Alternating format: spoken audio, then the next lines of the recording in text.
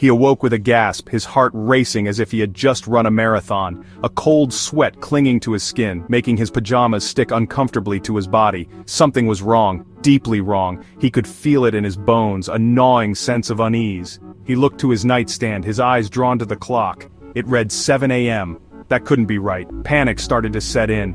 He had fallen asleep exhausted at 6 a.m. He was sure of it. He had even set an alarm, but it never rang. The silence was deafening. He fumbled for his phone, his heart pounding in his chest. His fingers trembled as he reached for it. The screen lit up, displaying the time 7:02 a.m.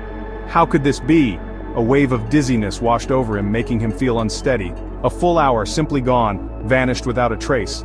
He checked the date, but that too seemed correct. Nothing was out of place. Where had the time gone? It was as if it had been stolen from him.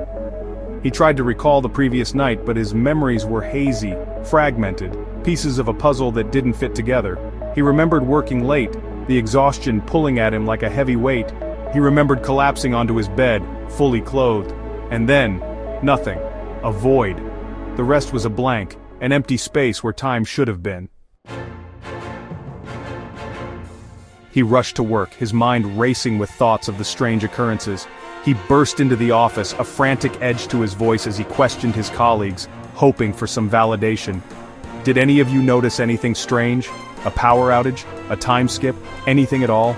Blank stares met his inquiry as if he was speaking a foreign language. They laughed, dismissing his concerns as mere sleep deprivation or overwork. "You've been working too hard," one remarked with a sympathetic smile. "Go home, get some rest," another suggested, patting him on the back. He glanced at the clock on the wall, its hands moving steadily. It ticked along as if nothing was amiss, mocking his sense of urgency. How could they not notice? How could they be so oblivious? He tried to shake off the unease, but it clung to him like a shroud, heavy and suffocating. He went through the motions of his day, each passing moment a hammer blow to his sanity, each tick of the clock a reminder of his isolation.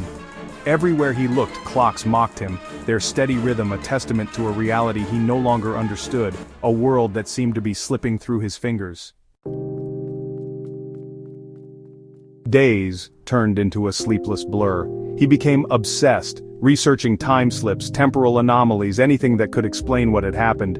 He found stories, legends, whispers of others who had experienced similar phenomena. He stumbled upon a forum, a hidden corner of the internet dedicated to these unexplainable events. The stories chilled him to the bone, people recounting lost time, missing memories, a pervasive sense that something was deeply, irrevocably wrong.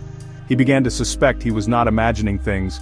Something was happening to him, something sinister, but who was behind it, and why? The thought sent a shiver down his spine.